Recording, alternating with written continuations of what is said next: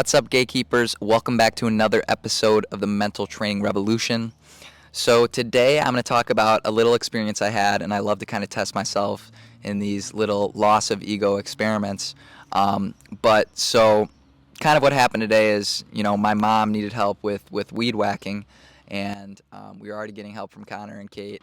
And normally in these instances, this is a situation where I'm at a point in my life where I wouldn't want to do this because I'd rather spend my time probably reading or working or doing something to help other people.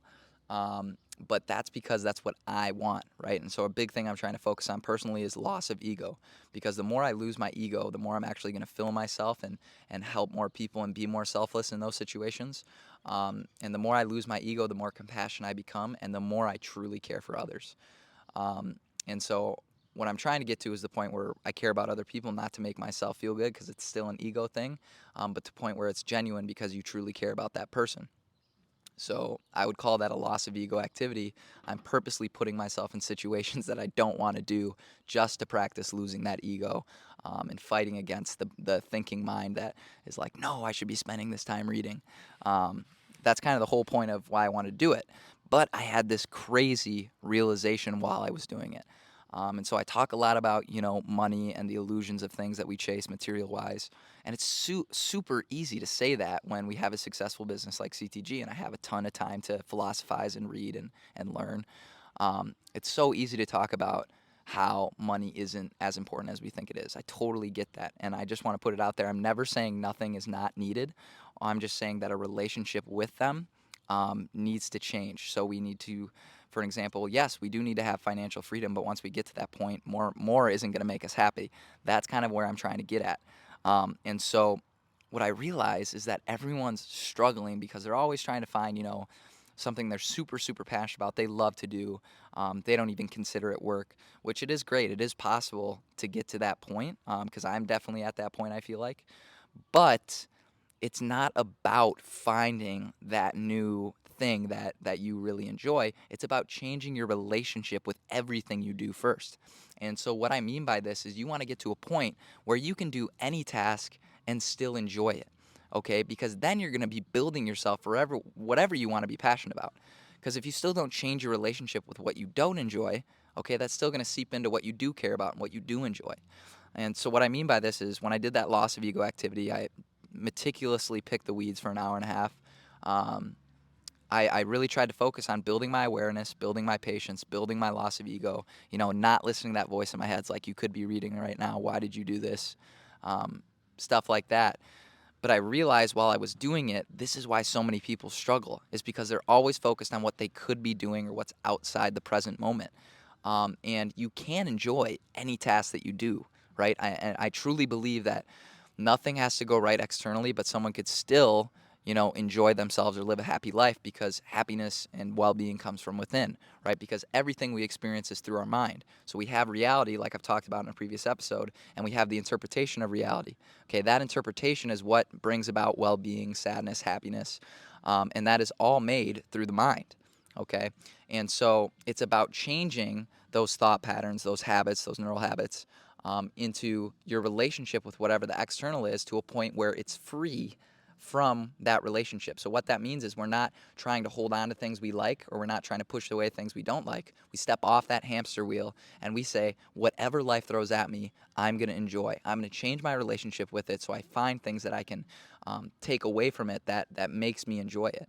So for me, when I was doing the task, I was focused on my awareness, being mindful while I did the task. I was focusing on training my patience, training my waiting, right? And so I've been really focused on waiting and patience a lot lately, because whenever we're waiting, that means we're trying to get outside of the present moment experience. And so that's suffering, right? You're wanting what you're not experiencing right now. You want outside of your current experience. And that's why you're suffering. Not the experience itself, it's the wanting to get out of it.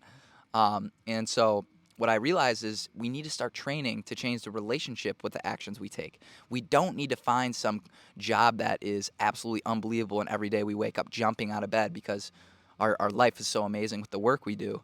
It is awesome when you get to that point, but you'll never get to that point if you don't change the relationship with what you don't like to do. So I encourage you, gatekeepers, with your mental training activity today.